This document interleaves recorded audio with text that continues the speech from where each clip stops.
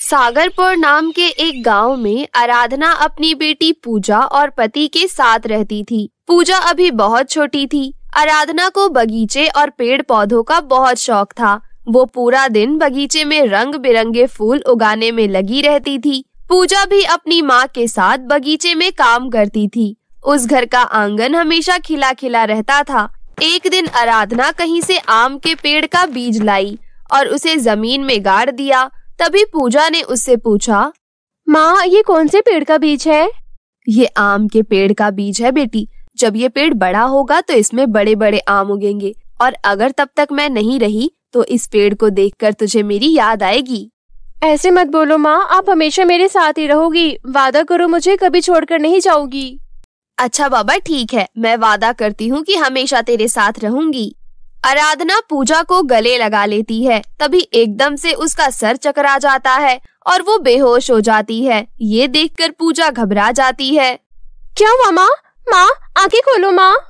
तभी पूजा के पापा भागते हुए वहाँ पर आते हैं और आराधना को अस्पताल लेकर जाते हैं। हॉस्पिटल में डॉक्टर द्वारा पता चलता है कि आराधना को ब्लड कैंसर है और वो ज्यादा दिन इस दुनिया में नहीं रह पाएगी। ये सुनकर पूजा बहुत रोती है। धीरे धीरे आराधना की तबीयत और भी ज्यादा खराब होने लगती है। वो बिस्तर से उठ भी नहीं पाती। एक दिन वो बहुत ज्यादा तड़पने लगती है। पूजा अपनी माँ की ऐसी हालत देखकर रोने लगती है और कहती है, माँ, आपने मुझसे वादा किया था कि आप मुझे छोड़कर कभी नहीं जाएंगी, तो फिर मुझे छोड़कर क्यों जा रही हो माँ? मुझे भी अपने साथ ले चलो ना माँ। मत जाओ माँ, प्लीज मत जाओ। अपनी बेटी की बातें सुनकर आराधना कहती है, मैं अपना वादा पूरा करूंगी बेटी, जरूर पूरा करूंगी। ऐसा कहते कहते आराधना की आंखें बंद हो जाती है और वो चल बसती है और पूजा जोर जोर से रोने लगती है। माँ! पूजा फूट फूट कर रोती है, लेकिन उसका पिता बिल्कुल भी नहीं रोता। अपनी पत्नी की मौत से वो बहुत खुश था क्योंकि वो दूसरी शादी कर सकता था। आराधना का अंतिम संस्कार किया जाता है। उसके ठीक एक दिन बाद ही पूजा के पिता दूसरी शादी करके शीला नाम की औरत को घर ले आते हैं। ये सब देखकर पूजा कहती है, ये क्या पिताजी, अभी माँ को गए हुए एक दिन भी नहीं हुआ और आपने दूसरी शादी कर ली। चुप रह समझी, अब मैं कुछ भी तुझसे परमिशन लेकर थोड़ी ना करूँगा। तभी पूजा की सौतेली माँ कहती है, बाप रे, इतनी सी उम्र में इतनी बड़ी बड़ी बातें करती है ये लड़की, इसे तो मैं अच्छा सबक सिखाऊंगी। पूजा समझ जाती है कि अब इस घर में उसका जीना हराम होने वाला है। घर के आंगन में जो बहुत सारे फूल लगे हुए थे वो सब मुरझा जाते हैं। पूरा बगीचा सूख जाता है। बस एक छोटा सा आम का पेड़ मिट्टी से निकल रहा था। उसके बाद पूजा के ऊपर शीला का अत्याचार शुरू होता है। शीला उससे घर का सारा काम करवाती थी, बर्तन धोना, खाना पकाना, कपड़े धोना। पूजा पूरा दिन यही सब करती रहती थी। उसका पिता भी अपनी दूसरी पत्नी शीला को कुछ नहीं कहता था। छोटी सी छोटी गलतियों पर भी शीला पूजा की खूब पिटाई करती थी। करमजली, तेरी माँ ने तुझे कुछ नहीं सिखाया है क्या? सारा काम बिगाड़ देती है। मत मारो माँ, बचाओ बचाओ। पूजा चिल्लाती तो रहती है पर उसके चिल्लाने का कोई फायदा नहीं होता। कुछ ही दिनों बाद शीला एक बेटी को जन्म देती है। शीला उसका नाम राखी रखती है। कुछ ही समय बाद पूजा के पिता बीमार पड़ जाते हैं और उनकी भी मृत्यु हो जाती है। उसके बाद से तो पूजा का काम और भी ज्यादा बढ़ गया था। इसी तरह समय बीतता रहता है और पूजा और राखी जवान हो जाती हैं। बड़ी होने के बाद राखी बहुत सुंदर दिखती थी, लेकिन पूजा धूप में काम करने की वजह से झुलसकर काली हो गई थी। उसके बाल भी झड़ने लगते हैं, जिस वजह से उसके सर पर ज्यादा बाल नहीं बचते, जिसकी वजह से शीला और राखी दोनों मिलकर उसका बहुत मजाक बनाती थी। देखना तो माँ जरा, कैसे काली बदसूरत लग रही है। हाँ हाँ, पूरी चुड़ैल की तरह दिखने लगी है। कौन करेगा तुझसे शादी? सभी तुझे लात मारकर भगा देंगे। माँ, शादी तो दूर की बात है, इसी तो कोई घर की नौकरानी भी ना बनाए। वो तो हम अच्छे लोग हैं, इसलिए इसको नौकरानी बनाकर अभी तक अपने घर में रखा हुआ है। अच्छा सुन पूजा, फटाफट मेरी सैंडल साफ कर दे, मुझे कॉलेज जाने में देरी हो रही है। ये सब सुनकर पूजा को बहुत बुरा लगता है, लेकिन वो बेचारी करे भी तो क्या करे। वो चुपचाप राखी की सैंडल साफ कर देती है। उसके बाद शीला बहुत सारे कपड़े और बर्तन लाकर उसके सामने रख देती है और जल्द से जल्द उसे साफ करने के लिए कहती है। इतने सारे काम करते करते पूजा थक जाती है। राखी कॉलेज चली गई थी और शीला कमरे में आराम कर रही थी। पूजा थोड़ा आराम करने के लिए बगीचे में जाती है और वो आम का पेड़ अभी बहुत बड़ा हो गया था। पूजा उसके नीचे बैठकर रोने लगती है। माँ, आप कहाँ चली गई माँ? अगर आज आप जिंदा होती तो मुझे ये दिन नहीं देखना पड़ता।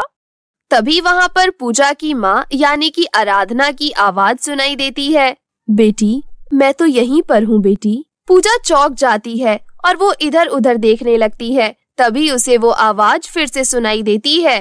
तू इधर उधर मत देख, मैं इस आम के पेड़ में हूँ। मैंने तुझसे वादा किया था ना कि मैं तुझे छोड़कर कहीं नहीं जाऊंगी, इसलिए मेरी आत्मा इस पेड़ के अंदर ही समा गई है। मैं इतने दिनों से सब कुछ देख रही हूँ बेटी। पूजा पेड़ को जोर से पकड़ लेती है और रोने लगती है।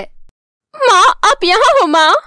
तू चिंता मत कर, आज से तेरा सारा काम मैं कर दिया करूँगी। तू जाकर देख, तेरा सारा काम खत्म हो गया है। पूजा जाकर देखती है कि घर का सारा काम हो चुका है। सारे बर्तन साफ हैं, सारे कपड़े धुले हुए हैं।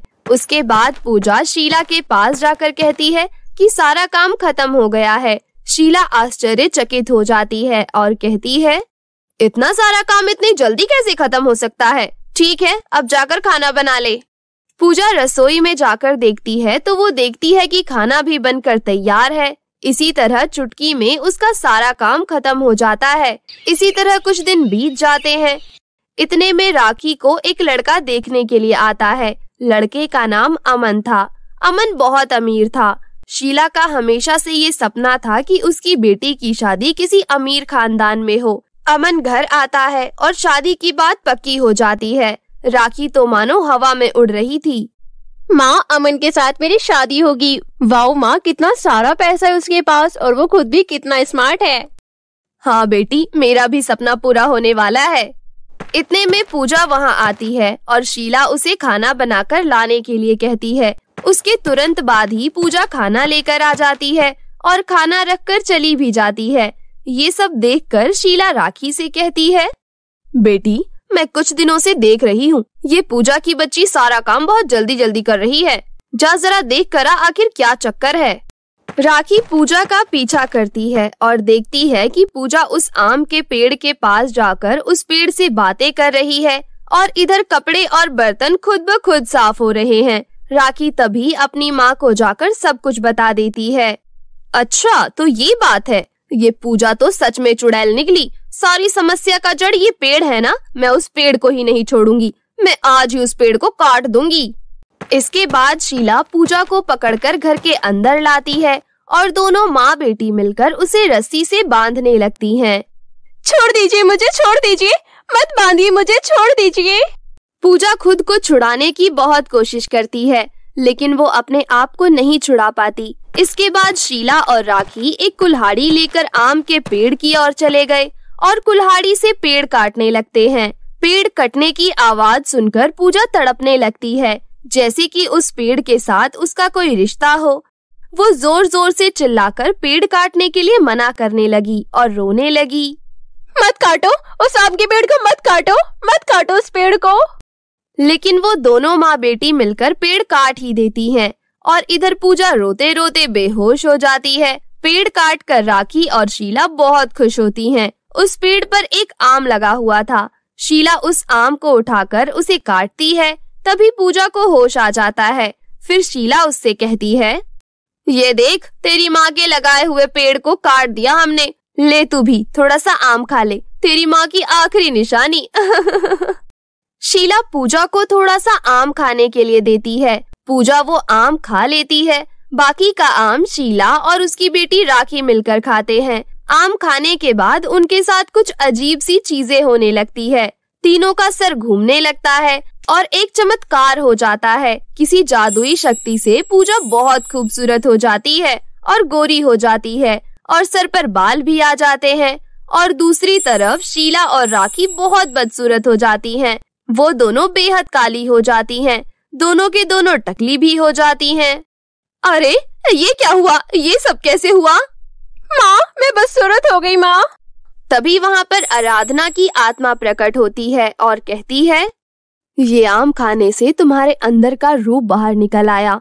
तुम दोनों अंदर से बदसूरत थी, इसलिए आम खाते ही बाहर से भी बदसूरत हो गई। और मेरी बेटी अंदर से खूबसूरत थी, इसलिए आम खाने के बाद वो इतनी खूबसूरत हो गई। इतना कहकर आराधना की आत्मा गायब हो जाती है। राखी और शीला रोने लगती हैं और पूजा बहुत खुश होती है। थोड़े दिनों बाद अमन घर आता है और वो राखी की ऐसी हालत देखकर शादी के लिए मना कर देता है और पूजा को शादी के लिए प्रपोज कर देता है। कुछ ही दिनों बाद पूजा के साथ अमन की शादी हो जाती है और राखी और शीला उनके घर की नौकरानी बनकर रह जाती हैं और अमन के साथ पूजा खुशी खुशी अपना जीवन व्यतीत करने लगती है। एक समय की बात है, दिल्ली नाम के एक छोटे से शहर में राधिका अपने पति संतोष और अपनी सास दमयंती के साथ रहा करती थी। राधिका गर्भवती थी और कुछ ही महीनों में अपनी पहली संतान को जन्म देने वाली थी। घर में खुशियों का माहौल था, सभी बहुत खुश थे और फिर कुछ महीने ऐसे ही निकल जाते हैं। एक दिन राधिका को प्रसव पीड़ा होती है और उसे अस्पताल पहुंचाया जाता है। हॉस्पिटल रूम के बाहर दमयंती और संतोष चिंता में खड़े होते हैं कि तभी डॉक्टर अपने हाथ में संतोष की संतान को लेकर आती है। डॉक्टर, क्या ये मेरी संतान है? ये ठीक तो है ना? और राधिका वो ठीक है ना? आपको बेटी हुई है और वो पूरी तरीके से ठीक है, लेकिन हम राधिका जी को नहीं बचा पाए। ऐसा कहकर डॉक्टर संतोष की बेटी को दमयंती के हाथ में दे देती है।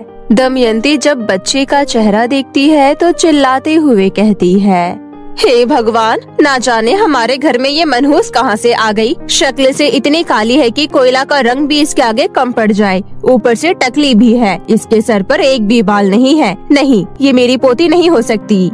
ऐसा कहकर दमयंती बच्ची को संतोष के हाथ में पकड़ाकर वहाँ से चली जाती है। बेचारा संतोष समझ नहीं पाता कि वो अपनी बच्ची की इस दुनिया के आने की खुशी में खुश हो या फिर अपनी बीवी के इस दुनिया से चले जाने के दुख में दुखी हो। फिर भी जैसे तैसे वो खुद को संभालता है और अपनी पत्नी का अंतिम संस्कार करता है, क्योंकि दमयंती संतोष के बच्चे को आंख उठाकर भी नहीं देखती। इसलिए वो खुद ही अपनी बेटी का नामकरण करता है और उसका नाम कनक रखता है। समय इसी तरह बीतने लगता है। कनक 1 साल की हो जाती है, परंतु दमयंती उसका बिल्कुल भी ख्याल नहीं रखती थी और उसे बहुत नफरत करती थी।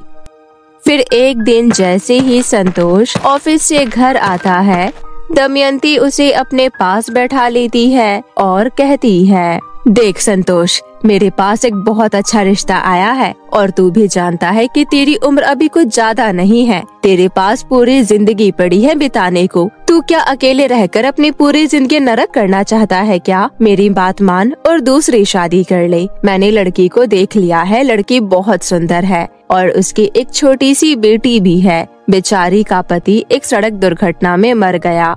वो लोग भी लड़के की तलाश कर रहे हैं। देख, मैं बूढ़ी हो चुकी हूँ और कब ये दुनिया छोड़कर चली जाऊँ ये भी नहीं जानती। इसलिए मेरे जीते जी तो वापस से अपना घर बसा ले। मैं तुझे ऐसे अकेले नहीं देख सकती।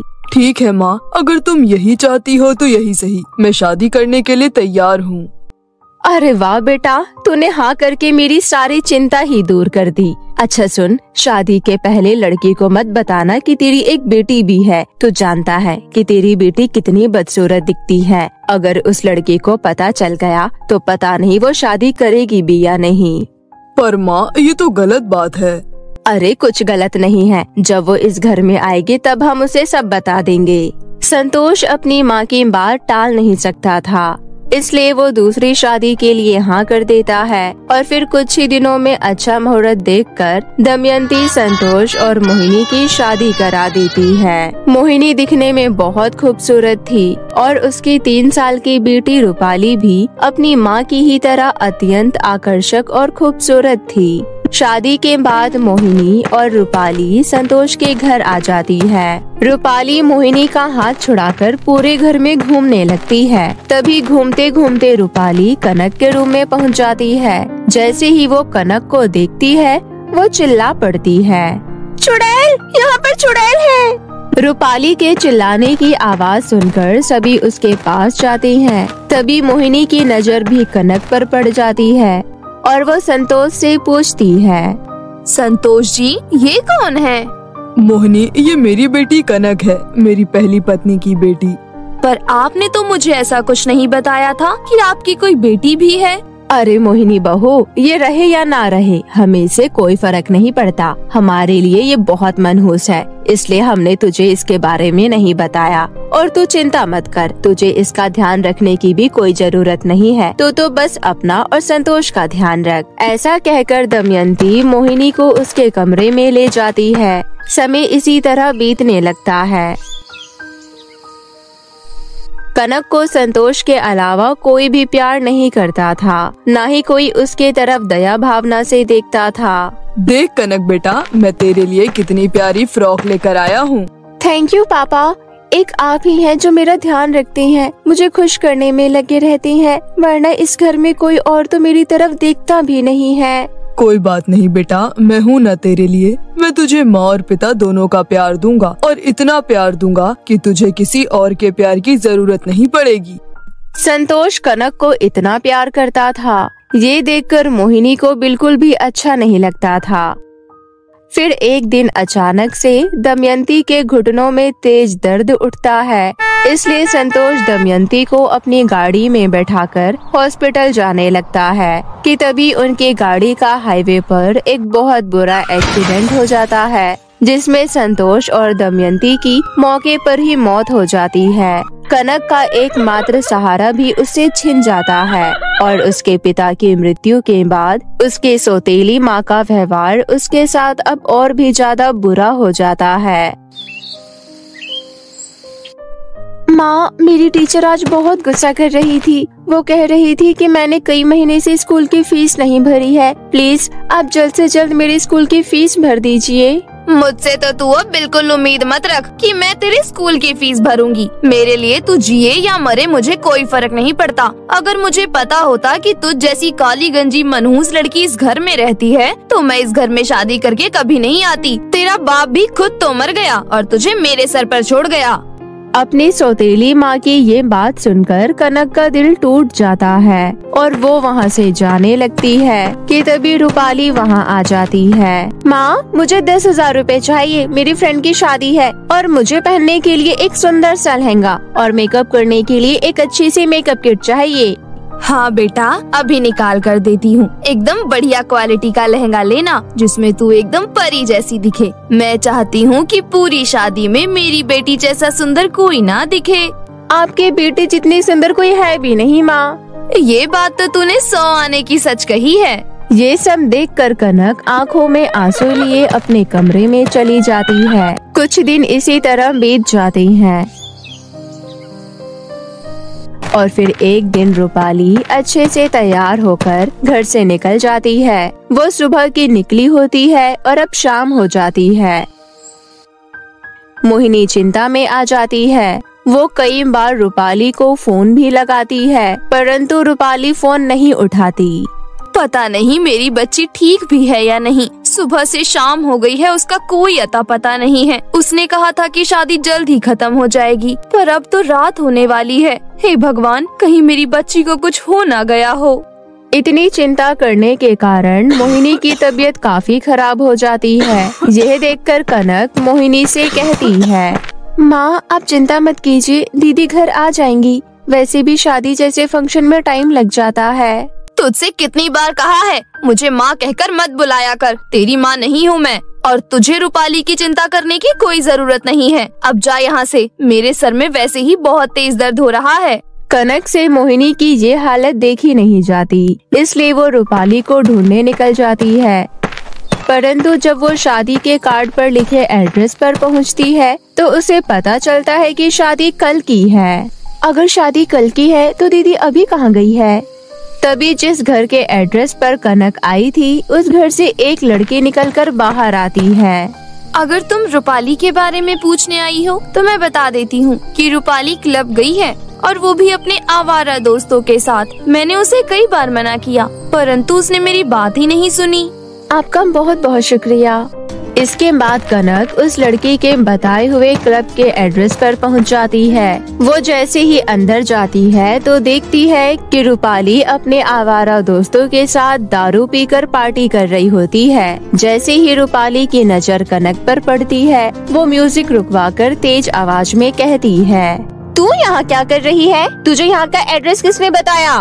उसे कोई फर्क नहीं पड़ता दीदी, आप घर चलिए, माँ आपका इंतजार कर रही है। आपकी वजह से वो बहुत चिंता में है और इसी कारण उनकी तबीयत भी खराब हो गई है। जब रूपाली के माँ के दोस्त कनक को देखते हैं तो वो उसका मजाक बनाने लगते हैं। रूपाली, ये टकली तेरी बहन है? हे भगवान, विश्वास नहीं होता तुम दोनों बहनें हो।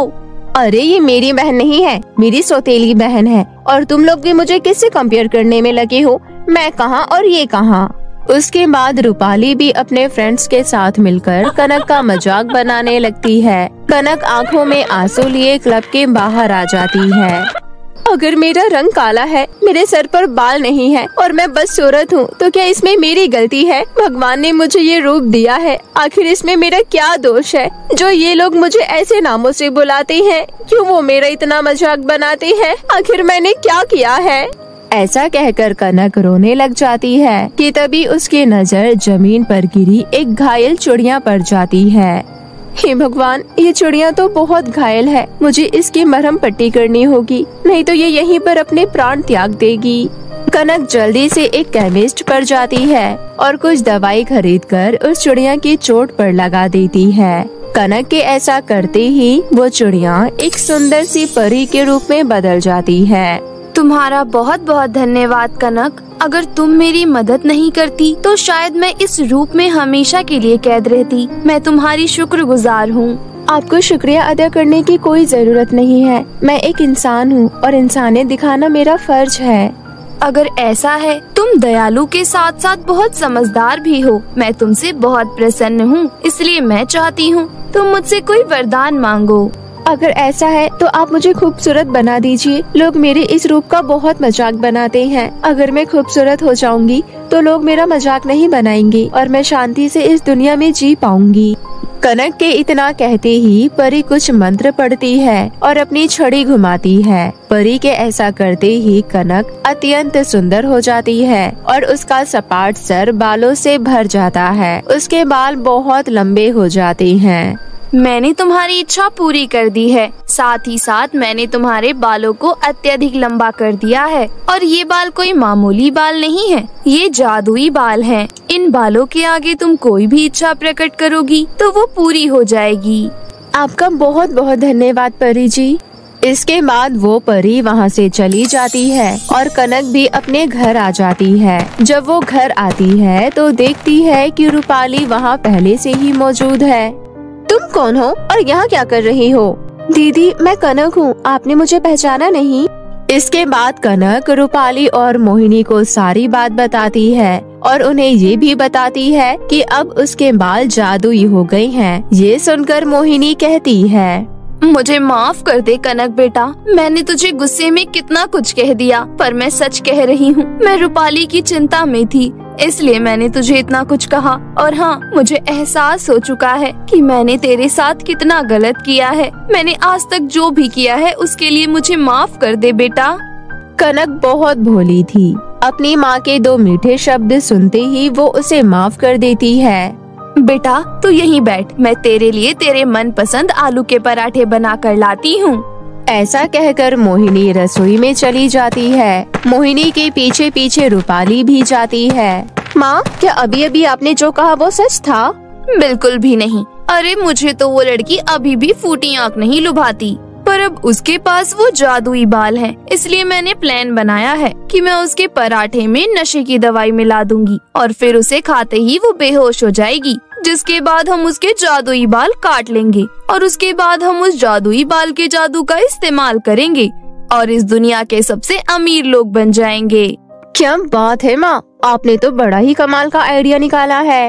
इसके बाद मोहिनी नशे वाले पराठे बनाती है और कनक को खिला देती है। कनक भी खुशी खुशी में पराठे खा लेती है और फिर वहीं बेहोश हो जाती है। जिसके बाद मोहिनी और रूपाली कैंची की मदद से कनक के जादुई लंबे बाल काटने लग जाती है, लेकिन इसका उल्टा ही हो जाता है। वो कैंची मोहिनी और रूपाली दोनों के बाल काट देती है और उन दोनों को गंजा कर देती है। साथ ही साथ वो दोनों बहुत ही बदसूरत भी हो जाती है। जैसे ही कनक को होश आता है, वो मोहिनी और रूपाली को इस हालत में देखकर हैरान रह जाती है और इसके बाद उसे सारी कहानी का पता चलता है। माँ, दीदी, आपने ऐसा क्यों किया? अगर आपको कुछ भी चाहिए था तो मुझे आप बता देती। मैं अपने जादुई लंबे बालों के जादू से सब कुछ आपको दे देती, लेकिन आपने मेरा फायदा उठाया और मुझे धोखा दिया। मैं बचपन से आप दोनों के साथ सिर्फ इस उम्मीद से रहती आई कि एक दिन तो ऐसा आएगा जब आप दोनों मुझे प्यार करेंगे, पर शायद मैं गलत थी। अब मैं यहाँ से जा रही हूँ। ऐसा कहकर कनक अपना सामान लेकर घर से निकल जाती है और अपने जादुई लंबे बालों की मदद से एक छोटा सा घर ले लेती है और अपने जादुई बालों की सहायता से अपनी पढ़ाई पूरी करने लगती है और हंसी खुशी जीवन बिताने लगती है। परी का जादुई मखमली घाघरा चोली। ये कहानी मथुरा में रहने वाली अमृता नाम की लड़की और उसकी सौतेली माँ कामना देवी की है। अमृता के पिता ने पहली पत्नी के मर जाने के बाद कामना देवी से दूसरी शादी की थी, लेकिन कुछ ही समय बाद उनकी खुद भी मृत्यु हो गई।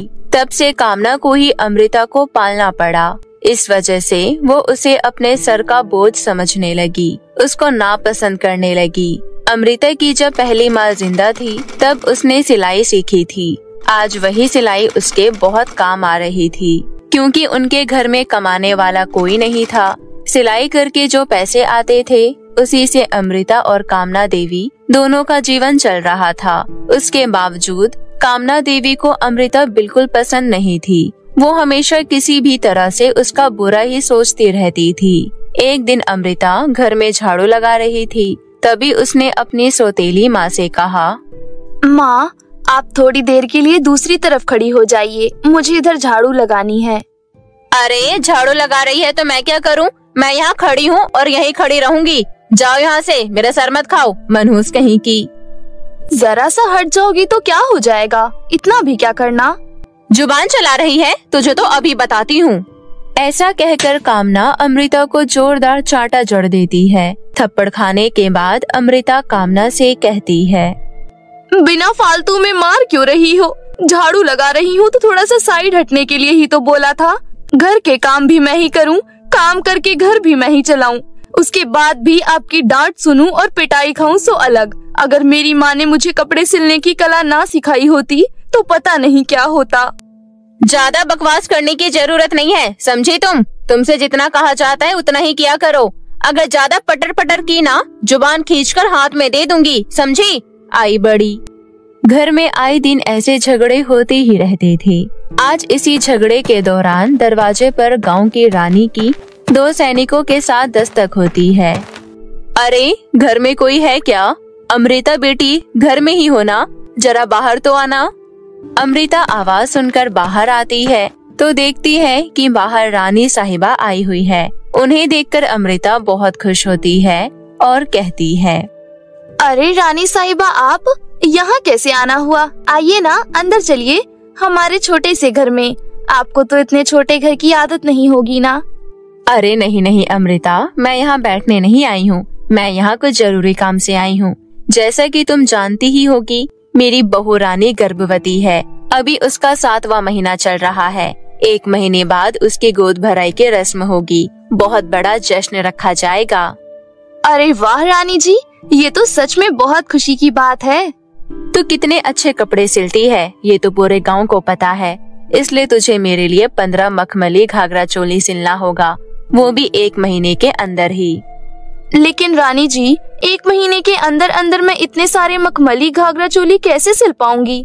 मखमली कपड़ों को सिलने में बहुत समय लगता है और मैं अकेले ही काम करती हूँ। मैं 1 महीने में ज्यादा से ज्यादा 3 से 4 लहंगे ही बना पाऊंगी। इतना सारा घाघरा चोली मैं अकेले नहीं सिल पाऊंगी। देखो बेटी, असंभव को संभव तो तुम्हें करना ही पड़ेगा। राजघराने के कपड़े सिलने का नसीब सबको नहीं मिलता। इस गांव में घाघरा चोली तो बहुत लोग सिलते हैं, लेकिन तुम जो सिलाई करती हो उसकी तो बात ही अलग है। मुझे आपकी इन बातों से बहुत खुशी मिली, लेकिन जल्दीबाजी में मैं काम खराब नहीं करना चाहती। मैं जो भी काम करती हूँ आराम से करती हूँ, पर अच्छा करती हूँ। देख अमृता, तू कोशिश करेगी तो तू आराम से सारा घाघरा चोली तैयार कर पाएगी। एक बात याद रखना, सारे घाघरा चोली जबरदस्त होने चाहिए। ये ले आधे पैसे। रानी अमृता को पैसे देने लगती है, लेकिन अमृता मना कर रही थी। तभी वहाँ पर उसकी सौतेली माँ आती है और रानी के हाथों से झट से पैसा ले लेती है और रानी से कहती है, अरे रानी जी, आप बेफिक्र होकर जाइए। मेरी बेटी बहुत मेहनती है। ये 1 महीने के अंदर अंदर आपको 15 मखमली घाघरा चोली तैयार करके दे देगी। ये तो इसके बाएं हाथ का खेल है। ठीक है, मैं चलती हूँ, लेकिन एक बात का ध्यान रखना, अगर 1 महीने के अंदर अंदर 15 मखमली घाघरा चोली बनकर तैयार नहीं हुए तो मैं इस लड़की को बिल्कुल नहीं छोड़ूंगी। समझ गई तुम? इतना कहकर रानी वहाँ से चली गई। रानी के जाते ही अमृता टेंशन में आ गई। 1 महीने में 15 घाघरा चोली सिलना, ये तो उसके लिए नामुमकिन था। 1 महीने तक बहुत मेहनत करने के बावजूद ज्यादा से ज्यादा वो 6 से 7 घाघरा चोली ही सिल सकती थी। दूसरी तरफ कामना देवी खुशी खुशी पैसे गिन रही थी। तभी अमृता ने गुस्से में उससे कहा, तुमने रानी से पैसे क्यों लिए? 1 महीने के अंदर अंदर मैं 15 घाघरा चोली कैसे सिल पाऊंगी, वो भी मखमली कपड़े का? पता नहीं आपकी अकल कहाँ चली गई है। ओ लड़की, ज्यादा बोल मत।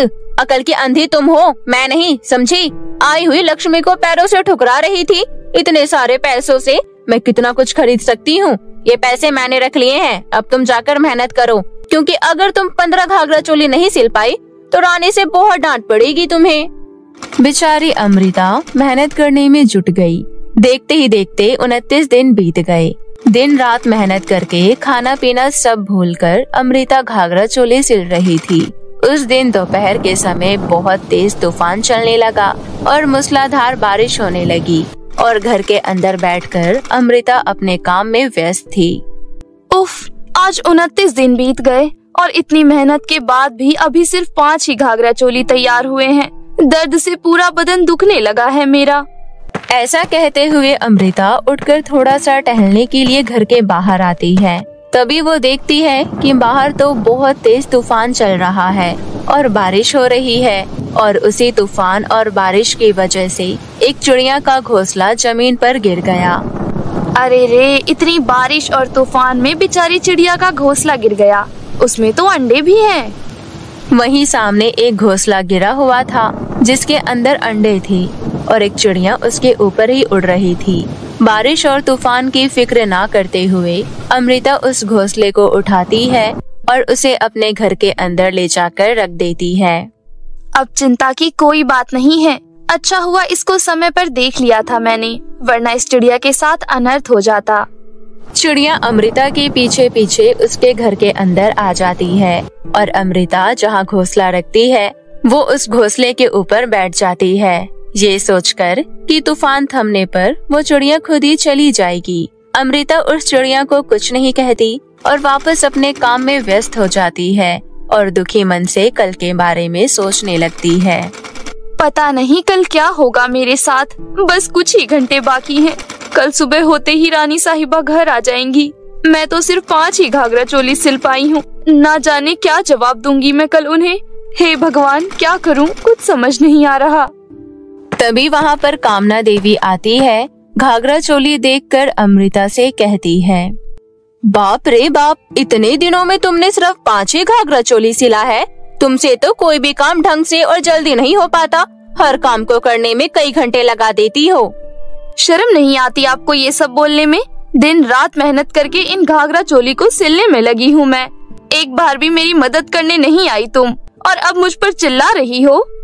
अमृता की ये बात सुनकर कामना देवी को बहुत गुस्सा आता है और वो गुस्से में कहती है, तुम मुझसे जुबान लड़ा रही हो? मन तो करता है मार मार के तेरी हड्डी पसली एक कर दूं। अगर तेरी वजह से मेरा पेट नहीं पल रहा होता तो कब के तेरा काम खत्म कर चुकी होती। लेकिन खुशी तो मुझे इस बात की है कि अब मुझे कुछ भी नहीं करना पड़ेगा। अब जो करेगी कल रानी साहिबा करेगी तेरे साथ। तूने अभी तक उनका काम जो नहीं किया और उन्होंने जो पैसे दिए थे वो सारे पैसे तो मैं पहले ही खत्म कर चुकी हूँ। इतना कहकर कामना देवी वहाँ से चली जाती है। कामना देवी के जाने के बाद अमृता रोते हुए हाथ जोड़कर ऊपर वाले से प्रार्थना करने लगती है। हे भगवान, क्या पाप किए हैं मैंने? क्यों मुझे ये सजा दे रहे हो? क्या करूंगी मैं अब? ये दुष्ट औरत सारे पैसे भी खर्च कर चुकी है। अब मैं रानी साहिबा को क्या जवाब दूंगी? तभी अचानक से अमृता के कानों में बहुत ही प्यारी सी आवाज आती है। ओ प्यारी अमृता, तुम रो क्यों रही हो? मैं हूँ ना, तुम परेशान मत हो। कौन बोला? किसने मेरा नाम पुकारा? इधर देखो अमृता, मैं चिड़िया बोल रही हूँ। अरे तुम तो वही हो जिसके घोंसले को बचाने के लिए मैं घर में ले आई थी। तुम बोल सकती हो? मैं सिर्फ बात ही नहीं कर सकती, मैं तुम्हारी समस्या का समाधान भी कर सकती हूँ। मतलब क्या कहा तुमने? तुम मेरी मदद कैसे करोगी? मुझे कुछ समझ नहीं आया। तुम तो एक मामूली सी चिड़िया हो, तुम कैसे मेरी मदद करोगी?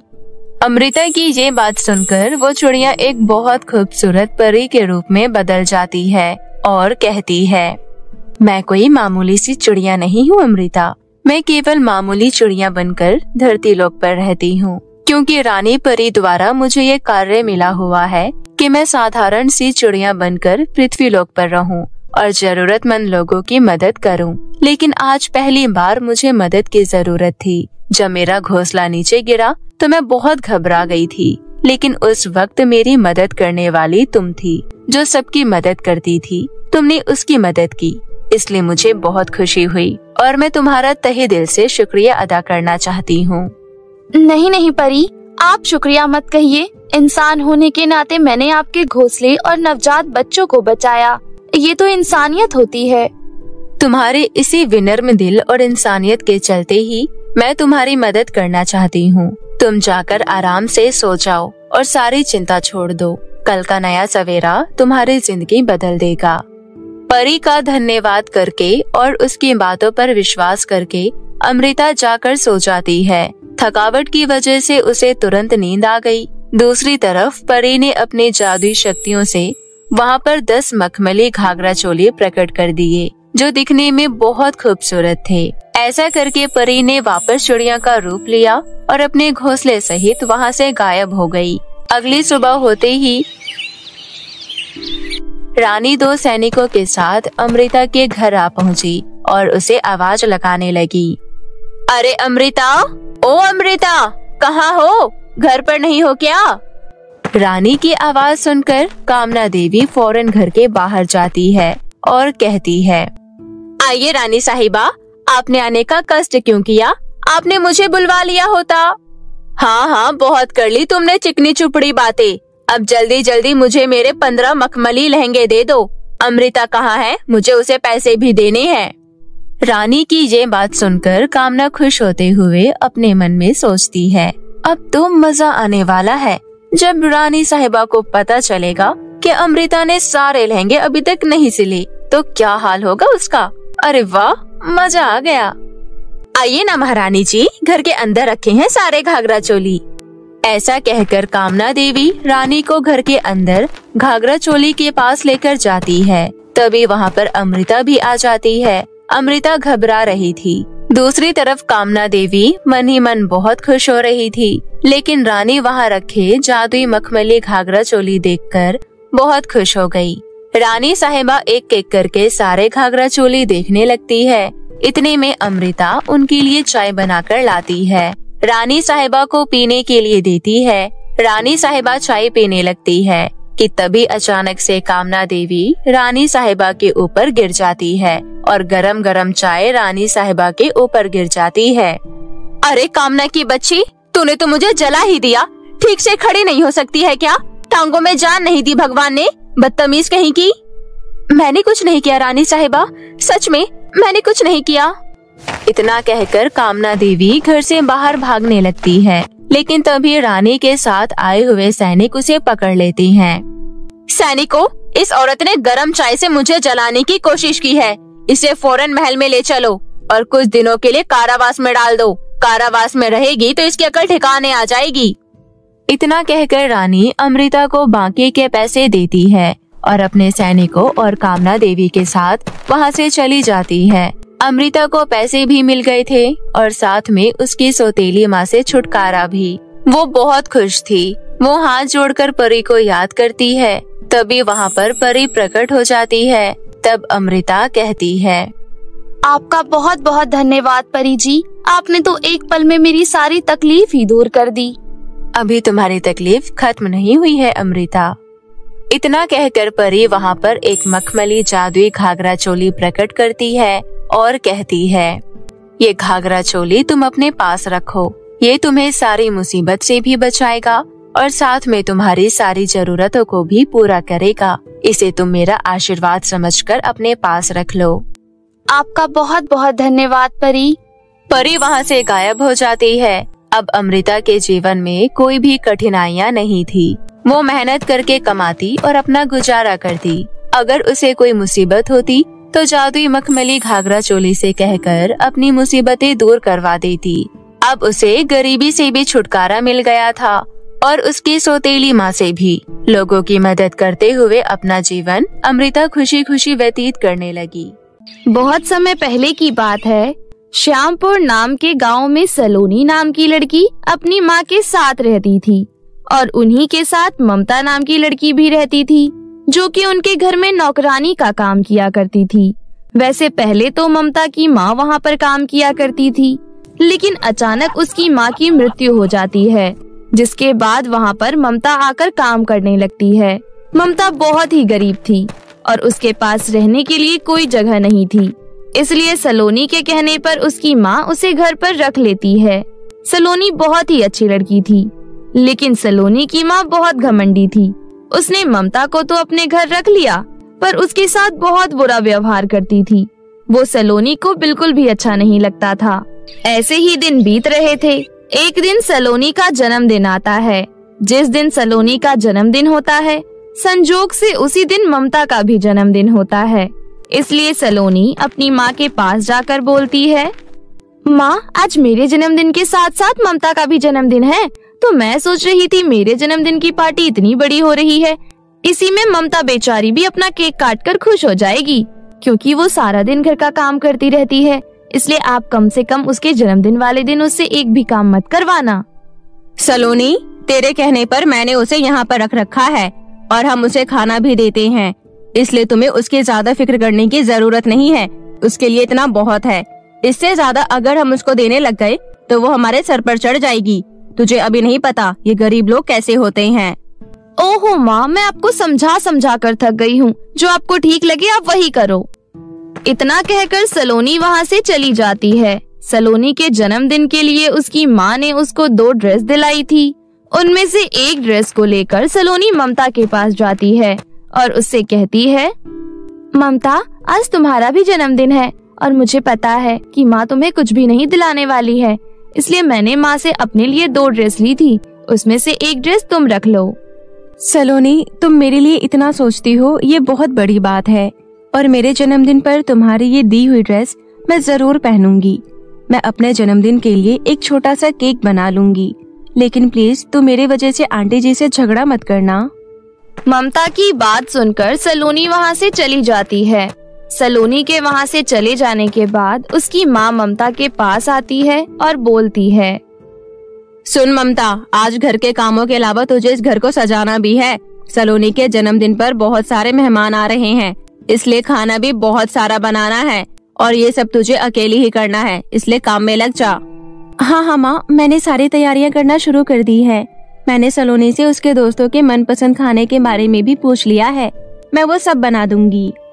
देख ममता, तेरी माँ के जाने के बाद तू इस घर में काम करती है। मैंने तुझे इस घर में रहने की जगह भी दी है, लेकिन सलोनी चाहती है कि मैं तेरे साथ वैसा बर्ताव करूं जैसे कि मैं सलोनी के साथ करती हूं, और ये मैं बिल्कुल भी नहीं कर सकती। भला मैं जिस तरह अपनी बेटी के साथ रहती हूं, उस तरह मैं नौकरानी के साथ कैसे रह सकती हूं? खैर, मैं तो तुझे ये बोलने आई थी कि तू सलोनी के बर्थडे में नजर भी नहीं आएगी, वरना सलोनी का सारा ध्यान तेरे पर ही रहेगा। पार्टी खत्म हो जाने के बाद जो भी बचेगा वो तुझे मिल जाएगा, ठीक है? ठीक है आंटी। इतना बोलकर सलोनी की माँ वहाँ से चली जाती है। ये सब सुनकर ममता को बहुत बुरा लगता है, लेकिन वो सब अनदेखा कर वो अपने कामों में लग जाती है। इस तरह उस दिन ममता का भी जन्मदिन था, लेकिन सलोनी की माँ ममता से घर का सारा काम कराती है और पूरे घर को अच्छे से सजवाती है और सबके लिए खाना भी बनवाती है। जैसे ही घर का सारा काम खत्म हो जाता है, सलोनी की माँ सलोनी से नजर छुपाकर ममता को थोड़ी देर के लिए कहीं और भेज देती है। थोड़ी ही देर में सारे मेहमान आ जाते हैं और सलोनी केक काटने वाली होती ही है। तभी सलोनी अपनी माँ से पूछती है, माँ मुझे ममता कहीं नजर नहीं आ रही है। उसने इतना टेस्टी खाना बनाया है और पता नहीं कहाँ चली गई है। तू ही उसे दोस्त मानती है और तूने ही उसे सर पर चढ़ा रखा है। देखा तेरे बर्थडे पार्टी से कैसे चलकर बाहर चली गई। अपनी माँ की बातों का सलोनी पर कोई असर नहीं हुआ और वो समझ गई कि उसकी माँ ने ही उसको घर से बाहर निकाला है। वहीं दूसरी तरफ ममता पेड़ के नीचे बैठकर रो रही थी। अगर आज मेरी माँ जिंदा होती, मेरा भी जन्मदिन मनाया जाता। बेशक हमारे पास इतने पैसे नहीं होते, लेकिन माँ हमेशा मेरे बर्थडे पर बड़ा सा केक लेकर आती थी। आंटी के किसी भी बातों का मुझे बुरा नहीं लगा, लेकिन उन्होंने मुझे आज सलोनी के बर्थडे पार्टी में ना रुकने के लिए कहा, तब मुझे बहुत बुरा लगा। ममता अकेली वहाँ पर रो रही थी। तभी वहाँ पर एक परी ममता के रोने की आवाज सुनकर आती है और बोलती है, सुनो लड़की, यहीं आसपास कहीं मेरी जादुई छड़ी गुम हो गई है। क्या तुम उसे ढूंढने में मेरी मदद करोगी? लेकिन सूर्यास्त होने से पहले मुझे मेरी जादुई छड़ी नहीं मिली तो मैं कभी परीलोक नहीं जा पाऊंगी। फिर परी और ममता जादुई छड़ी ढूंढने लगते हैं। बहुत देर तक ढूंढने के बाद ममता को वो जादुई छड़ी मिल जाती है। परी जी, ये जादुई छड़ी आपकी है क्या? हाँ, ये मेरी छड़ी है। तुमने मेरी जादुई छड़ी ढूंढने में मेरी मदद करी। तुम्हारा बहुत बहुत शुक्रिया। वैसे जब मैं यहाँ आ रही थी, मैंने तुम्हें रोते हुए देखा था। क्या तुम मुझे बता सकती हो तुम क्यों रो रही थी? अब क्या बताऊं परी जी, कुछ सालों पहले मेरी माँ की मौत हो गई थी, जिसके बाद से मैं अपने दोस्त के घर पर काम करती हूँ। सलोनी की माँ ने मुझे अपने घर में रहने की जगह दी, लेकिन वो कभी भी मुझसे सही से बात नहीं करती है। आज मेरा जन्मदिन है और उन्होंने मुझसे घर का सारा काम करवाकर मुझे ही घर से बाहर निकाल दिया। तुम बिल्कुल भी चिंता मत करो, मैं तुम्हारा जन्मदिन बहुत ही धूमधाम से सेलिब्रेट करूंगी। इतना कहकर परी वहाँ पर एक बड़ा सा केक प्रकट करती है और उसके बाद ममता के फटे पुराने कपड़ों को एक नई फ्रॉक में बदल देती है। ये एक जादुई केक है और इस जादुई केक को खाकर तुम्हारे अंदर भी जादुई शक्तियाँ आ जाएंगी और उसके बाद तुम घर के सारे काम जल्दी जल्दी कर सकती हो। और अगर तुमने किसी बीमार इंसान को छुआ तो वो भी आदमी ठीक हो जाएगा। चलो अब जल्दी से केक काट दो। और उसके बाद परी ममता का बर्थडे सेलिब्रेट करती है और ममता को अपने हाथों से केक खिलाती है। और थोड़ी देर बाद ममता परी को धन्यवाद करके सलोनी के घर फटे पुराने कपड़ों में लौट आती है। चल, अब पार्टी खत्म हो गई है और बहुत सारे बर्तन गंदे पड़े हैं। जा अब जाकर साफ कर ले। और हाँ, थोड़ा सा केक बच गया है, जाकर खा लेना। इतना कहकर सलोनी की माँ वहाँ से चली जाती है और ममता के अंदर जादुई शक्तियाँ आ चुकी थी, जिसकी मदद से ममता घर के सारे काम 1 मिनट में ही कर देती है और सारे बर्तन भी चुटकियों में ही धो देती है। ऐसे ही दिन बीतते गए। एक दिन अचानक सलोनी की माँ की तबीयत खराब हो जाती है। सलोनी अपनी माँ को अच्छे से अच्छे डॉक्टर के पास लेकर जाती है, लेकिन फिर भी उनकी तबीयत में कोई सुधार नहीं होता। बेटा, अब मुझे नहीं लगता है कि मैं अब ज्यादा दिन तक रह पाऊंगी। बेटा, ममता एक बहुत अच्छी लड़की है। मैंने हमेशा उसके साथ बुरा व्यवहार किया, लेकिन उसने कभी भी मुझे कुछ नहीं कहा। मेरे जाने के बाद हमेशा तुम दोनों साथ रहना बेटा, और एक दूसरे का ख्याल रखना। सलोनी अपनी माँ की ये हालत देखकर बहुत रो रही थी। तभी ममता उससे बोलती है, सलोनी, मेरे पास एक जादुई शक्ति है। जन्मदिन वाले दिन जब आंटी ने मुझे घर से निकाल दिया था, तब वहीं पर एक परी आई और उन्होंने ही मेरा बर्थडे सेलिब्रेट किया था। परी के पास एक जादुई केक भी था और वो जादुई केक खाकर मेरे अंदर भी जादुई शक्तियाँ आ गई है और मैं किसी भी बीमार व्यक्ति पर हाथ फेरकर उसे ठीक कर सकती हूँ। इतना कहकर ममता सलोनी की माँ के पास जाती है और उसके सर पर हाथ रखती है। उसके ऐसा करते ही सलोनी की माँ ठीक हो जाती है। उसके बाद सलोनी की माँ ममता से माफी मांगती है। बेटा मुझे माफ कर दे। बेटा मैंने तेरे साथ बहुत गलत किया, मुझे माफ कर दे। आज से मैं सलोनी और तुझ में कोई भेदभाव नहीं करूंगी। इतना कहकर सलोनी की माँ ममता को गले से लगा लेती है। उस दिन के बाद से सलोनी की माँ ममता को अपनी ही बेटी की तरह प्यार करने लगती है और सभी मिलकर हंसी खुशी रहने लगते हैं।